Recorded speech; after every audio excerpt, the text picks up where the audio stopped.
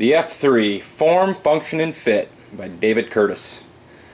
So just this week I've scored my F3 flipper from David Curtis. If you guys are on the USN, you probably know of David Curtis and Curtis Knives, and maybe if not, you know that David Curtis produced the nano knives that he licensed to Bohler.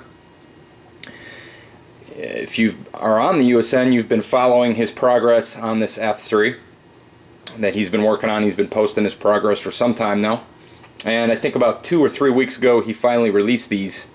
Not only is it the F3, but there are also 3 versions of the F3. There's a 2 3/4 inch version, a 3.5, which is this one that I have here, and a 4-inch version. All in all, they're basically the same knife, just in 3 different lengths. And they also come in 3 different handle varieties. So I have a diamond textured handle in titanium.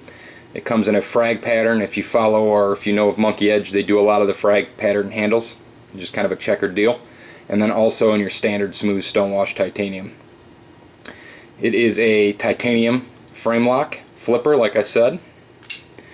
The blade steel is N690, Bohler N690, which in my experience is a really good steel. I have a bunch of combative edge knives in N690, and I have a few other knives that have the N690, and I can really put a crazy edge on it. The retention isn't maybe as good as some of the other ones, but I can get a super crazy edge on the N690 and without much effort, really.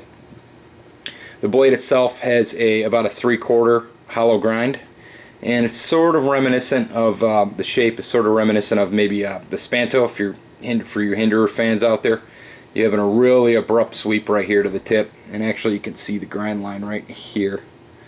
And on this side, kind of get a little bit of a Spanto out of it.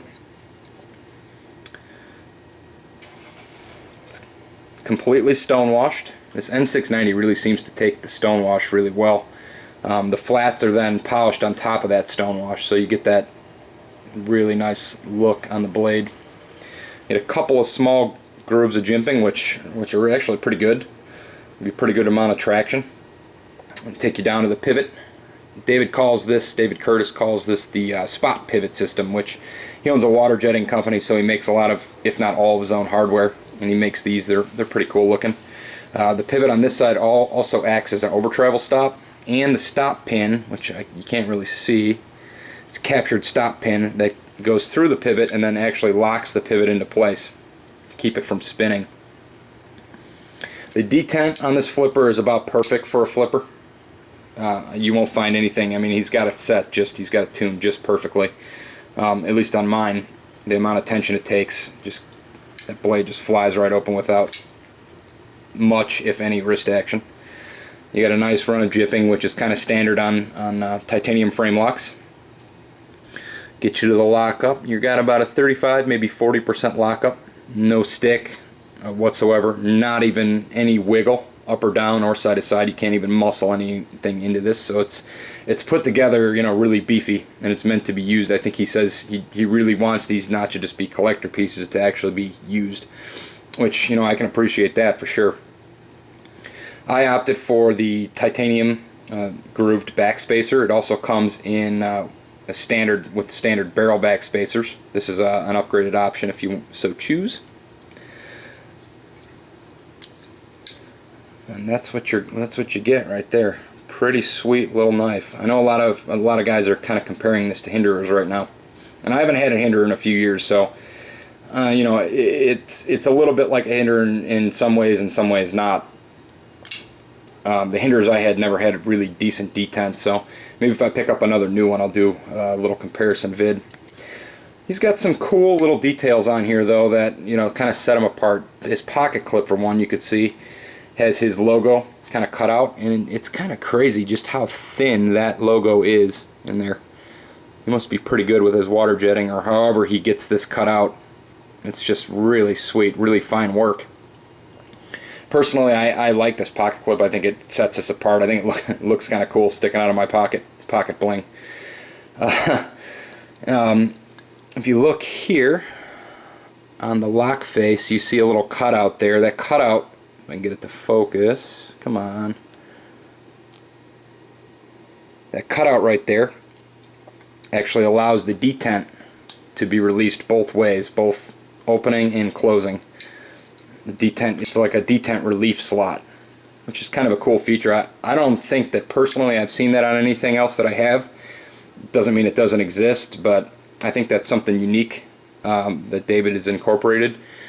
The flipper itself is kind of cool. Let's see if I can get it in here in the camera. It's a little bit asymmetrical. You can see there it's twisted almost. It's cut just a little bit deeper to the left side here, which, you know, it's kind of cool for your finger. If you're, at least if you're a righty, you can get in there and it provides the right amount of traction in the right spot. You can see that it's actually cut out there with a little bit of traction the way you cut it. So it's really easy to get a hold of it and flip it open. No issues there whatsoever. Just a really cool offering. I think if you go on his website, if you're looking to get a hold of one of these, I think he's still taking orders. He didn't do a pre-order or anything like that. He just did a whole bunch of preliminary testing and had this huge project. And I think, like I said, 3 weeks ago he opened it up for orders, and a bunch of us rushed and picked up our favorite length. Or something to mention also, I think he was, if not still, doing discounts on if you ordered multiple lengths. So if you got a 3 and a 4 or all 3, he was going to do some kind of special discount for bulk ordering like that. The rest of the hardware is, the rest of this knife's really just held together by these 2 screws here. So it's pretty minimal overall as far as hardware. Again, I said it was a bearing pivot system. Now he instructs that if you take it apart, the bearings will fall out. So they're not caged, they're loose inside there. So it's something to keep in mind if you're a knife nut that likes to take their stuff apart. Just be careful when you take it apart that those bearings could go flying, and if they do, you're gonna be effed.